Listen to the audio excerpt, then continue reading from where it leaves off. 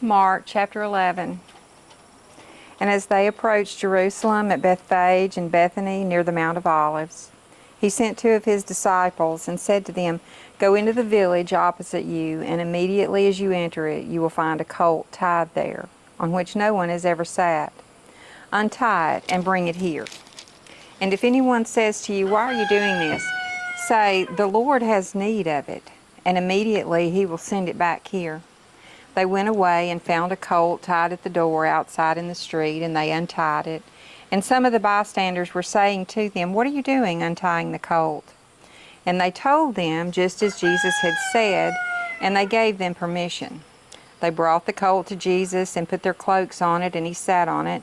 And many people spread their cloaks on the road, and others spread leafy branches which they'd cut from the fields. And those who went in front and those who followed were shouting, "Hosanna! Blessed is he who comes in the name of the Lord. Blessed is the coming kingdom of our father David. Hosanna in the highest."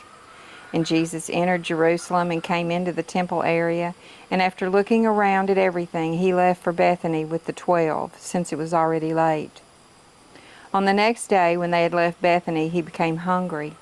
Seeing from a distance a fig tree in leaf, he went to see if perhaps he would find anything on it. And when he came to it, he found nothing but leaves, for it was not the season for figs. And he said to it, "May no one ever eat fruit from you again." And his disciples were listening. Then they came to Jerusalem, and he entered the temple area and began to drive out those who were selling and buying on the temple grounds. And he overturned the tables of the money changers and the seats of those who were selling doves. And he would not allow anyone to carry merchandise through the temple grounds. And he began to teach and say to them, "Is it not written, 'My house will be called a house of prayer for all the nations'? But you have made it a den of robbers."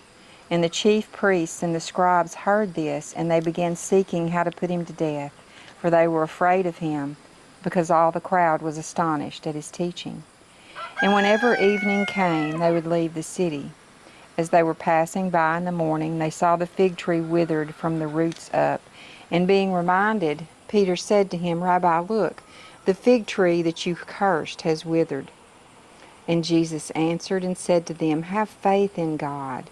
Truly I say to you, whoever says to this mountain, 'Be taken up and thrown into the sea,' and does not doubt in his heart, but believes that what he says is going to happen, it will be granted to him.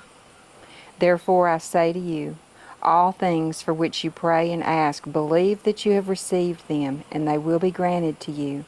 And whenever you stand praying, forgive, if you have anything against anyone, so that your Father who is in heaven will also forgive you for your offenses.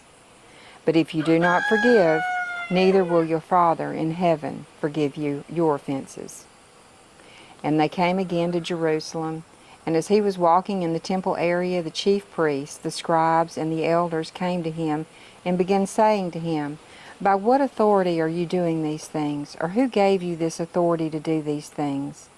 But Jesus said to them, "I will ask you one question, and you answer me, and then I will tell you by what authority I do these things. Was the baptism of John from heaven or from men? Answer me." And they began considering the implications among themselves, saying, "If we say from heaven, he will say, 'Then why did you not believe him?' But should we say from men?" They were afraid of the people, for they all considered John to have been a real prophet. Answering Jesus, they said, "We do not know." And Jesus said to them, "Neither am I telling you by what authority I do these things."